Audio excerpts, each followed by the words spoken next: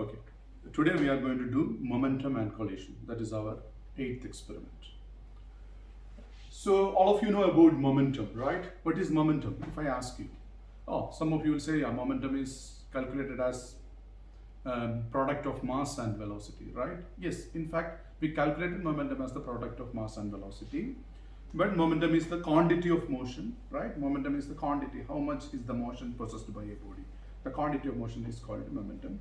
Actually, in physics, we learned lot of law of conservations, right? Law of conservation of energy.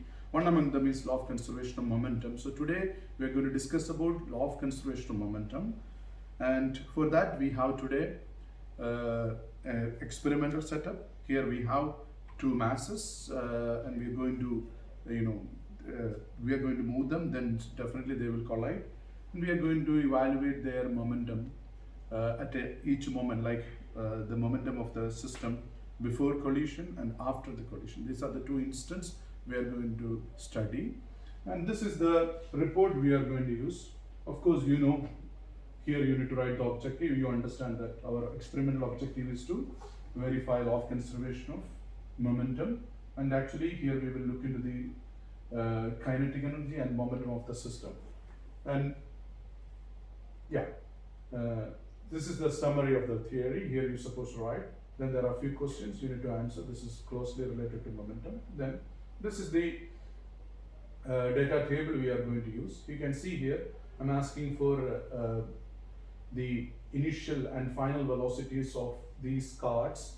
We have two cards. They are going to collide. That means while it moves, of course, when it moves, it has a velocity in this direction. The moment it collides, this velocity is going to change. That means we will have two velocities.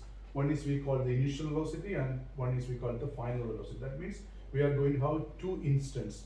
Instant one is before the collision, that is its initial velocity, and after the collision, that is its final velocity. That means from this experimental setup, we are going to take two velocities of card one. Momentum, we can calculate from that, because we know the mass of these cards, that we are going to fix certain masses over the top, so we will understand how much is the mass, or we can measure it, right? Anyway, right now, from the mass and its velocity, I can understand the momentum.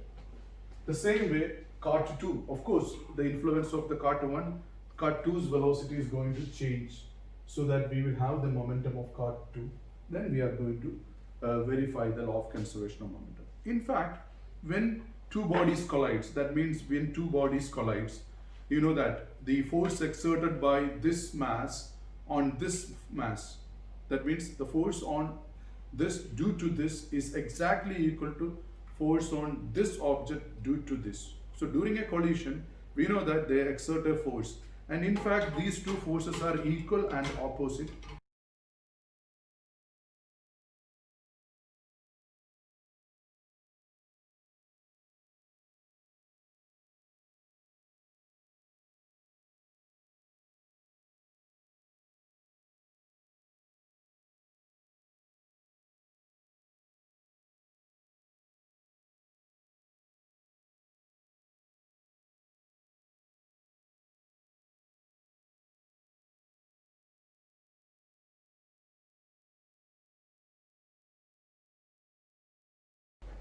I just opened the LogRepro program, and now we are going to do the experiment.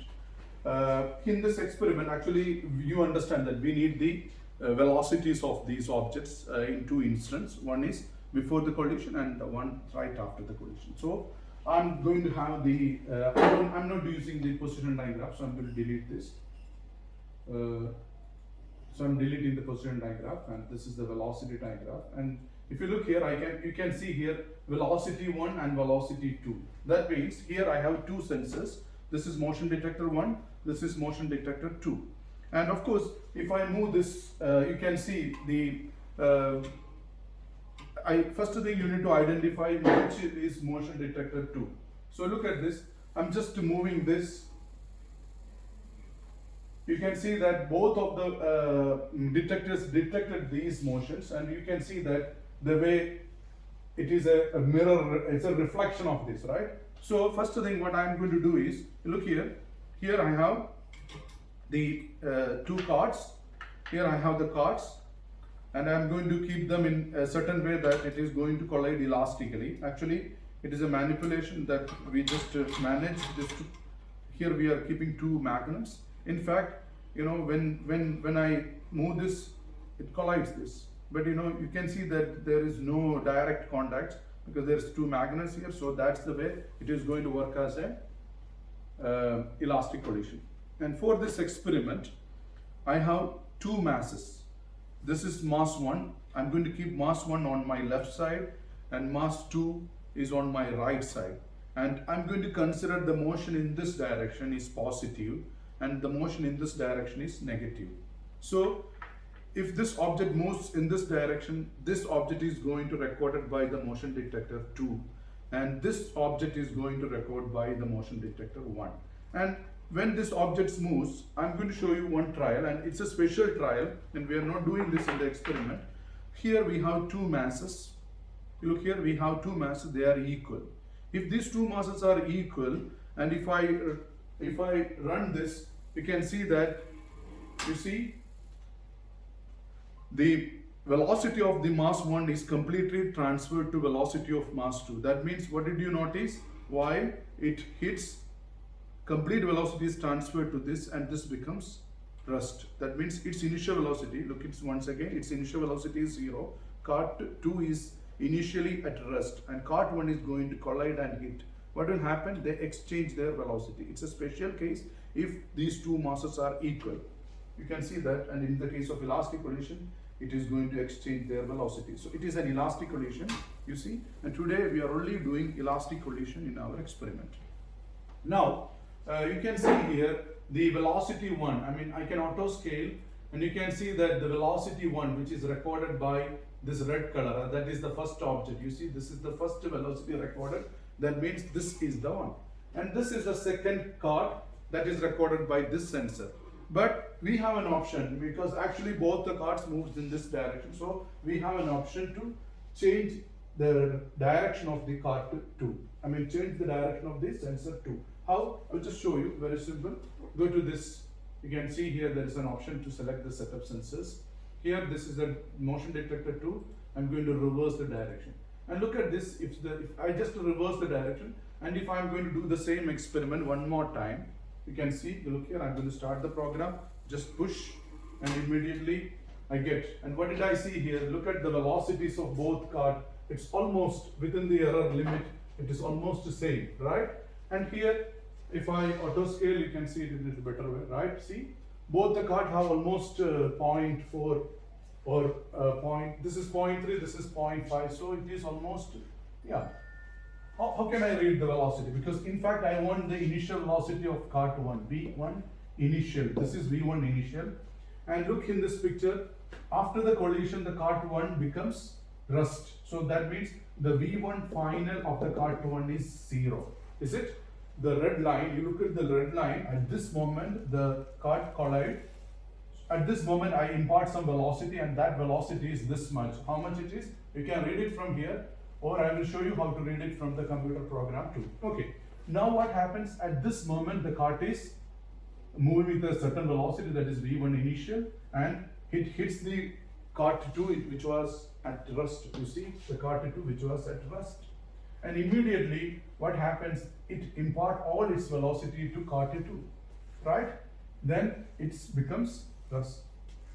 It comes to rest. So this is V1 initial, this is V1 final. Now look here, this blue line, this is V2 initial, right? Actually V2 initial was at rest, so V2 initial is 0. Now look here, after that what happens? The moment it imparts its velocity to here, right? After collision, the velocity of second cart becomes this much, almost same as that, right? So we can say this is V2 final, right? So now, what is my plan? Actually, this is just to demonstrate you. In our experiment, we have two parts. In that, we are using only two cases. That is, these two cases in which I'm using the first case in which M1 is, this is M1 and this is M2, right? M1 is greater than M2. We said M1 is greater than M2. Here, all these two cards are 500 grams. So that means 0.5 kilogram. So here I have another 500 grams. So that means if I add this on the top of cart 1, it becomes 1 kilogram, right? Now a 1 kilogram object is going to hit a half kilogram object which is at rest. What will happen? You see, you notice that the velocities of cart 1 is reduced, but the cart 2 which was at rest moves with a little higher velocity than the cart 1. You can see it once again. You look here. Yes, you see what did you observe? Once again, when it hits, its velocity becomes a bigger value than this, and it slowed down. So here, while this moves, these setups can provide us its initial velocity, its final velocity. Initial velocity means before collision, final velocity means after collision. And this sensor can provide us its initial velocity. Actually, I kept it rest, so its initial velocity is 0. It can also give us its final velocity. So from this setup and from the known relation that m1 v1 initial plus m2 v2 initial is equal to m1 v1 final plus m2 v2 final. That means total moment of the system before collision is equal to total moment of the system after collision. Actually, today we have an elastic collision, and of course you learned that in the case of elastic collision, the kinetic energy of the system is also conserved. The kinetic energy of the system, I mean, energy is always conserved, but we are going to talk about the kinetic energy. So the kinetic energy of the system in an elastic collision is also conserved. So we are going to verify that. So this is what we are going to do. Now just watch how I am going to do the first trial. So in the first trial, I am keeping m1 1 kilogram, m2 half kilogram. And I'm going to start to record data, and actually I can start now. Just to put the collect button, automatically the system is ready, you see. And I'm going to remove these writings, okay, so that we will get a clean picture. Is it okay? Now look, so I'm going to start my trial. So just the setup is ready. I'm going to start with the space bar, so the machine is ready to take the velocity. Now yes, I'm just starting, then I'm pushing this with a small velocity, and immediately it is recorded. Actually, this is the graph now we get. Here you can easily get the V1 initial. What is V1 initial? Yes, this red color. I'm going to select that red color. See, I just select this, and there is an option here called the statistics of this curve. Here we have an option. Just you see, I select this small area, go to the statistics, and here I know that it is the velocity 1, so I'm going to click on velocity 1, and of course it displays the velocity. What is the velocity? The mean value 0.4296 is V1 initial. 0.4296 is V1 initial, and I know M1. What is M1? It is 1 kilogram, right? So I have the velocity and the corresponding mass. Now look here, what is this? It is the same object. So m1, what is this velocity? This velocity is after collision. I'm going to get it from here. So the velocities of 1, right? Again, I select that.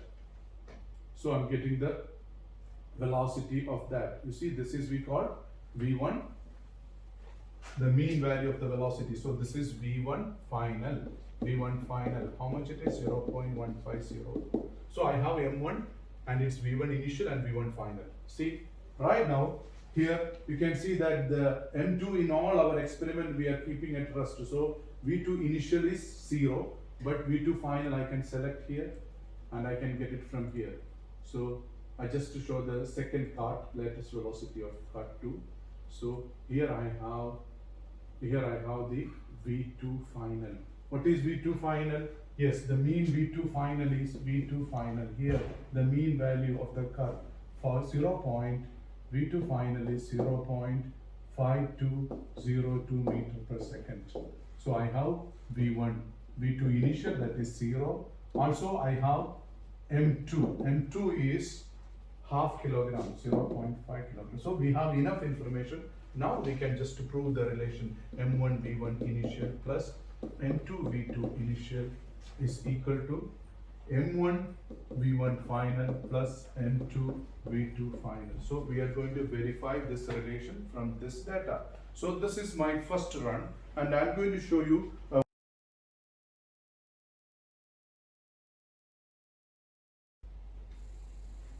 okay.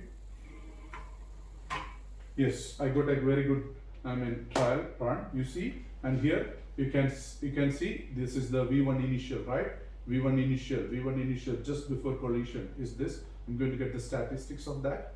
So look at this. V1 initial is 0.4846 meter per second, and V1 final, I said V1 final is in the negative axis. So that means you can see that, yes, so that means this velocity is whatever it is bounced, like it's a negative value, and the magnitude of V1 final is 0.1018. So I have two velocities, V1 final, actually M1, we understand that M1 is in this case 0.5 kilogram, but V1 initial is 0.4846 meter per second, and V1 final is this is special case, it's bounced back, so the velocity is negative 0.1018. So now look at this, our V2 initial is 0, but we know that M2 is 1 kilogram, and of course V2 final we will get from here. What is V2 final?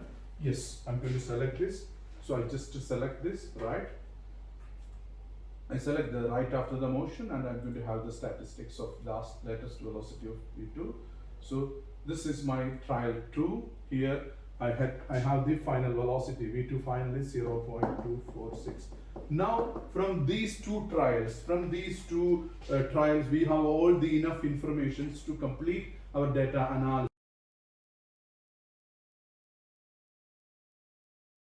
Look into this, you can see here I have two complete trials, and I have the mass and initial velocity, final velocity of cart 1, cart 2 mass, its initial velocity and final velocity.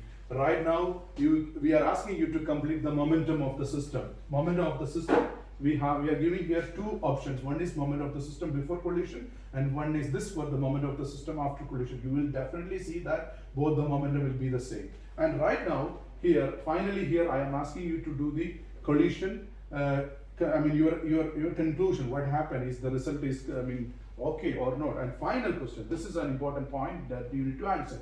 I'm asking you to only show one calculation, and it is the case of M1 greater than M2, that means the second run. Here I'm asking M1 greater than M2 is the first one, right? Anyway, here I'm asking you to do the calculation of kinetic energy. What do you understand that the total kinetic energy of the system initial and the total kinetic energy of the system final are going to be equal. So you need to separately calculate initial kinetic energy, then you calculate the final and the kinetic energy and compare it. So every enough information is ordered in the report. So please complete and submit your report. Thank you for watching.